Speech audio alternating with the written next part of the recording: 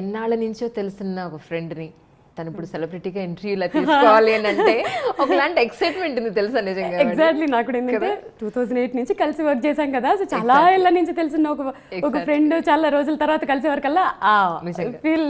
కానీ మిమ్మల్ని చూసిన ప్రతిసారి నాకు గుర్తొచ్చింది ఏంటి తెలుసా, మా టీవీలో very long back I think 10 years అయినట్టుంది, ఇంకా ఎక్కువైంది కదా, చక్కగా చక్కగా చీర కట్టుకొని బొట్టు పెట్టుకొని సంచి పట్టుకొని వెజిటబుల్ మార్కెట్కి వెళ్ళి మాలతీస్ డైరీ అది చాలా మందికి గుర్తుంది అబ్బా. అసలు మిమ్మల్ని చూసిన వెంటనే అది ఖచ్చితంగా గుర్తు రావాల్సిందే, ఎవరికైనా సరే మా టీవీ చూసేవాళ్ళు ఖచ్చితంగా గుర్తు రావాల్సిందే. అలా ఉండిపోయింది మైండ్లో తెలుసా.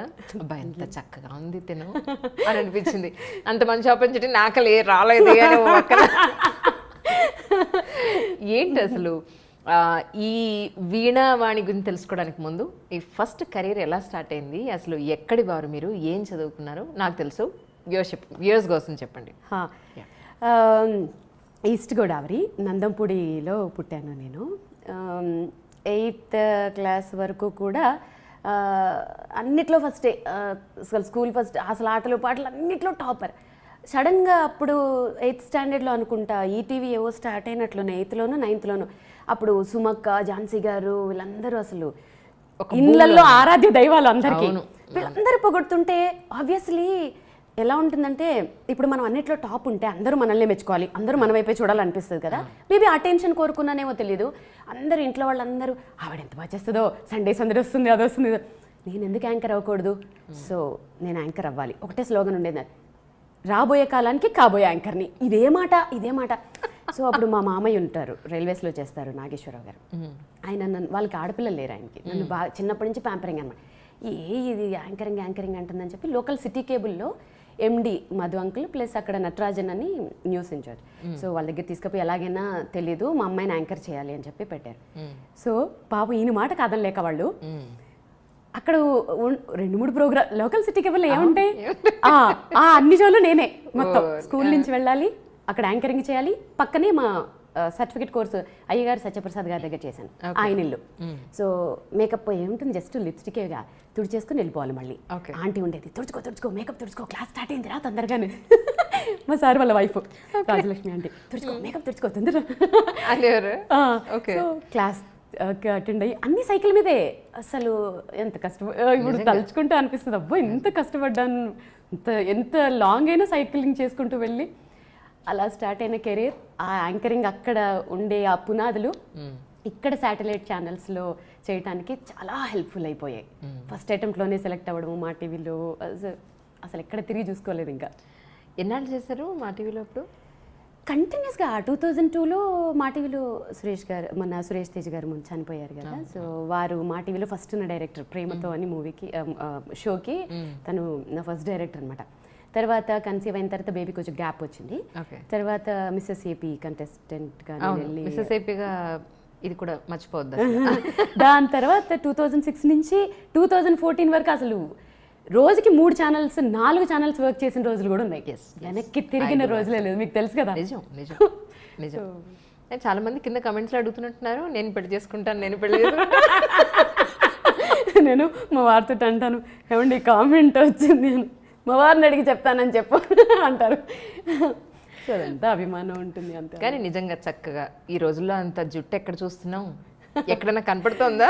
ఈవెన్ నాదా కనిపించదు. పెళ్ళి పిల్లలు అయిపోయిన తర్వాత ఆ జుట్టు కనపట్టలేదు, ఈ లుక్ కనపట్టలేదు.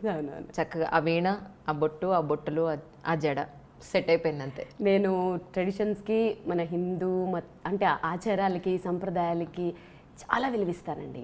దేవుడైతే ఏంటి, స్పిరిచువల్, వెరీ స్పిరిచువల్. మా అత్తమ్మ ఏం చెప్తే అదంతా, మాకు సంప్రదాయాలు బాగా ఎక్కువ. ఒక టాపిక్ వచ్చింది కాబట్టి ఒకటి చెప్తాను. మా అత్తమ్మ పెళ్ళైన ఫస్ట్ డే ఇంట్లోకి రాగానే చెప్పారనమాట, ఇంట్లో కొన్ని ఆనవాయితీలు ఉంటాయి. అదేంటంటే మాకు మట్టి గాజులు వేసుకోకూడదు, మేము నల్లపూసలు వేసుకోకూడదు, ప్లస్ పుస్తల తాడు ఎవరికి కనపడకూడదు, మంగళసూత్రం. మా అత్తమ్మ వాళ్ళు కొంగులు కప్పుకునేవారట. ఇప్పుడు ఈ ట్రెండ్లో అలా ఉండలేము, ఆబ్వియస్లీ కాలానుగుణంగా మరం మారాలి.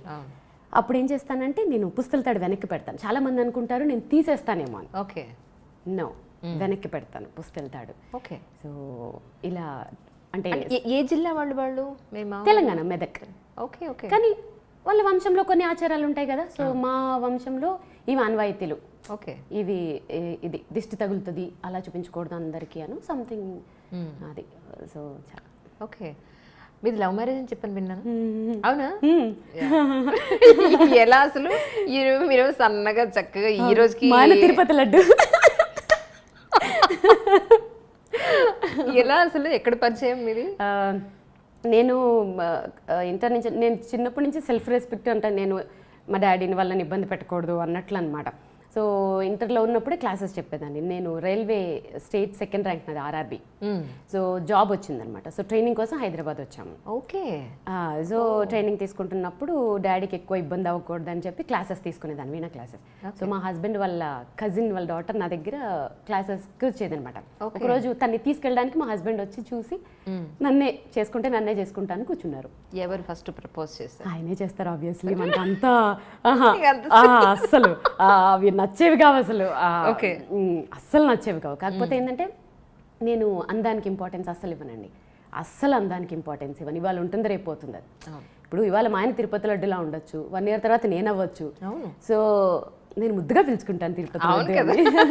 సో అందానికి అస్సలు ఇంపార్టెన్స్ ఇవ్వను. ఆయన నేచర్ ఎలా అంటే, నేను ఇప్పటివరకు అలాంటి ఒక జెంట్ అంటే ఒక మగవాళ్ళలో చాలా రేర్గా ఉంటారు. అంటే ఒక భార్య ఎమోషన్స్ని అర్థం చేసుకుంటూ, లైక్ నాకు ఎలా కావాలో అలా, నాకేం కంఫర్ట్స్ కావాలో నాకంటే ముందు. ఇప్పుడు ఫర్ ఎగ్జాంపుల్ నేను ఇప్పటివరకు చెక్ పోస్ట్లోకి వెళ్ళాలనుకుంటే నాకంటే ముందు స్టడీ చేసేస్తారు. ఇక్కడ నేను ఏమైనా ఇబ్బంది పడతానా, దారిలో ఏమైనా ఉంటాయా వేసి నువ్వు వెళ్ళు అంట. అంత కేరింగ్, కంఫర్ట్ చూస్తారు. సో ఇప్పుడు అనిపిస్తుంది నా సెలక్షన్ తప్పు కాలేదు. ఆయన ప్రపోజ్ చేసిన వెంటనే ఓకే చెప్పేశాను, నో ప్రాబ్లం. ఇంట్లో ఏం ప్రాబ్లం కాదా? అయ్యాయి, అవుతాయి, ఆబ్వియస్లీ అవుతాయి. సో నేను పెరిగిన వాతావరణానికి ప్రకారం అంటే మాది అగ్రహారం. సో అమ్మమ్మలు వాళ్ళందరూ మాట్లాడుకోవడం ఏంటంటే, పెళ్ళైన తర్వాత ఆడపిల్లకి అత్తగారు ఇల్లే మొత్తం, అత్తగారు మామగారే సర్వస్వం, పెళ్ళైన తర్వాత అటే ఉండాలి అనేవి విని విని విని ఉన్నాను. కాబట్టి ఇటే బెండ్ అయ్యాను. అంటే మగపిల్లోడు తల్లిదండ్రులు చూసుకోవాలి బాధ్యత, ఆడపిల్లని అత్తగారు వాళ్ళు మామగారిని చూసుకునే బాధ్యత నాది. సో 2 పడవల మీద కాలు పెట్టకూడదు లవ్ మ్యారేజ్ చేసుకున్నప్పుడు, ఎందుకంటే అది ఫెయిల్ అయ్యే ఛాన్సెస్ ఎక్కువ ఉంటాయి. అది ఎందువల్ల అనేది కొంచెం ఫేస్ చేసిన వాళ్ళకి తెలుస్తుంది. ఆ మెచ్యూరిటీ కూడా రావాలి, ఎంత చెప్పినా అర్థం కాదు. సో అందుకని ఒక పడవను వదిలేయాలి అనుకుంటున్నప్పుడు మన హిందూ ధర్మం ప్రకారం నా బాధ్యత ఏంటి, సో ఇటు మొగ్గి అటు వదిలేసి. బాధ అనిపించట్లా?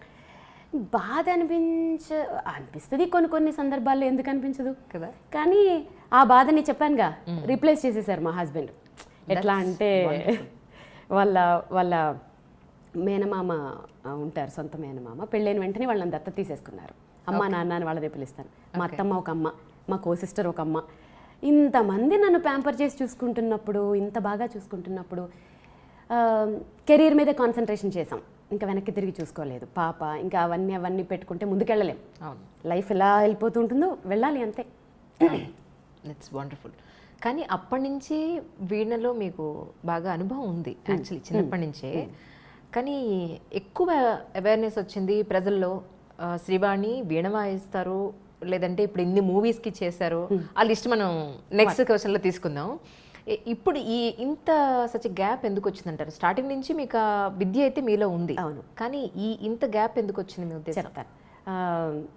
మంచి క్వశ్చన్ ఇది. గ్యాప్ ఎందుకు వచ్చింది అని అంటే, మనం ఏదైనా ఒక విద్య స్టార్ట్ చేసినప్పుడు సరస్వతి అమ్మవారికే మొక్కుతాం. ఆమె చేతిలో ఉండే వీణకి చాలా గౌరవం ఇస్తాం. ప్రాక్టికల్గా చూస్తే ఈ వీణని డైరెక్ట్గా చూస్తే పర్సంటేజ్ ఎంత నేను చెప్పలేను, కానీ చాలామంది పీపుల్ ఒక బ్రహ్మ పదార్థం చూసినట్లు, అమ్మో అది మనకు అర్థం కాదురా, అదేదో ఇన్స్ట్రుమెంట్, ముట్టుకోవాలంటే కూడా ఏదో కత్తినో చాకునో ముట్టుకోవాలన్నట్టుగా ఫీల్ అవుతారు. అవునా కదా? అవును. సో అదేంటో బ్రహ్మ పదార్థం. దానివల్ల ఏమైపోతుందంటే అంతరించిపోతుంది, ఆల్మోస్ట్ అంతరించిపోతుంది. నేను ఒక 2008లోనేమో ఒక రియాలిటీ ఒక సెలబ్రేషన్స్, మనం ఇప్పుడు చూడండి వినాయక చవితికి ఇప్పుడు స్పెషల్ ఎపిసోడ్స్ పెడతారు కదా, ఒక పెద్ద ఛానల్లో స్పెషల్ ఎపిసోడ్ పెట్టినప్పుడు అందరూ తల యాక్టివిటీ చేస్తున్నారు, నేనేం చేస్తాను, వీణ వాయిస్తానని చెప్పాను. సో డైరెక్టర్ గారు కూడా నా మీద అప్పటికి ఆయన పాపం విముఖంగానే ఏం వీణ ఎవరు వింటారు అనుకుని నా మీద గౌరవంతో సరేనండి మేడం తెచ్చుకోండి అన్నారు. ఓకే, అందరూ డాన్సులు చేశారు, అవి చేశారు, ఇవి చేశారు. అప్పటికే సెట్ సౌండ్స్ తోటి దద్దరిల్లిపోయిన టైంలో నేను కూర్చున్నాను. వీణ పెట్టుకున్నాను. అప్పటికి ఇంకా నాకు మైక్స్ ఎలా సెట్ చేయాలి, ఈ ట్రాక్స్ ఏంటి, ఈ సౌండ్స్ మీద అంత అవగాహన లేకపోవటం వల్ల వాయిస్తూ ఉంటే అందరూ ఒక్కొక్క వికెట్ పడిపోతుంది. అమ్మో ఇవిడ ఎప్పుడు ఆపేస్తుందని కొంతమంది, నా మీద ప్రేమతో కొంచెం ఇలా అనేవాళ్ళు కొంతమంది, వాళ్ళ మొహాలన్నీ నాకు అర్థమై ఎక్కువ ఇబ్బంది పెట్టకూడదని ఆపేశాను. అలాంటివి ఎన్ని ఫేస్ చేశానో నేనైతే. అసలు ఇంట్రెస్టే ఉండేది కదా ఎవరికి. వీణ అంటే ఎవరు వింటారు, వింటే కదా మనం వాయిస్తాము.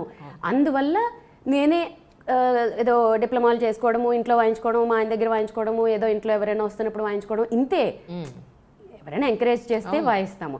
పిల్లలు కూడా మీరు నమ్మరు, ఒక 3 years బ్యాక్ కూడా ఎవరినైనా పిలిచి ఎవరు వాయిస్తా ఉంటే, చీ ఇది ముసలాళ్ళు వాయిస్తారు, నేను కీబోర్డ్ వాయిస్తాను అనేవాడు, ఒకడు గిటార్ వాయిస్తాను అనేవాడు. అయ్యయ్యో ఏంటిది అని. నో, మా హస్బెండ్ తోటి ఏందండి ఇది, ఇన్నేళ్ళు కష్టపడి ప్రాక్టీస్ చేశాను, ఇది ఇంతేనా అంటే అప్పుడు మా హస్బెండ్ చెప్పారు, వీణ అనేది నా దృష్టిలో కూడా బాబాయ్ చాలా కష్టమైనది. ఆ ఫీలింగ్ పోగొట్టే, అంటే సింప్లిఫై చెయ్యి. వాళ్ళకి అర్థం కానిది వాయిస్తే కదా వాళ్ళు భయపడతారు, వాళ్ళకి అర్థమైంది వాయించు అనేవరకల్లా అప్పుడు ఒక థాట్ వచ్చి సినిమా పాటలు. అంటే ఇక్కడ ఒకటి, నేనేం పెద్ద ఘనకార్యం ఏదో చేశానని కాదు, మన పూర్వీకులు అంటే మహానుభావులు చిట్టిబాబు గారు, కొనుక్కుడు వైద్యనాథ్ గారు మీరు చూసినట్లయితే వారు కూడా ఇలాంటి ఒక ఎక్స్పెరిమెంటే చేశారు. అంటే మధ్య మధ్యలో కచేరీలు చేస్తూ మధ్యలో సినిమా పాటలు వాయించేవారు. సో ఇంకా వారు చేసిన ఆ ప్రయత్నాల వల్లే కొన్ని ఇన్స్ట్రుమెంట్స్ ఇంకా ఇప్పుడు బతుకున్నాయని అనుకోవాలి. కరెక్ట్. అప్పటికి ట్రెండ్కి తగ్గట్టు వాళ్ళు చేశారు, వాళ్ళని ఫాలో అవుతూ ఏదో చిన్నగా స్టూడెంట్ని కాబట్టి ఇప్పుడు ట్రెండ్ని అట్రాక్ట్ చేయడానికి కొత్త కొత్త ఎక్స్పెరిమెంట్లు చేస్తూ నా వీణని నెక్స్ట్ జనరేషన్కి తగ్గట్టుగా మేకప్ చేసి మీరు ఇప్పుడు చూసినట్లయితే నా వీణలు చాలా స్టైలిష్గా ఉంటాయి. సో నెక్స్ట్ జనరేషన్ అట్రాక్ట్ చేయడానికి చేసిన ప్రయత్నాల్లో కొంచెం సక్సెస్ అయ్యాను, సోషల్ మీడియా పుణ్యమాని. ఓకే.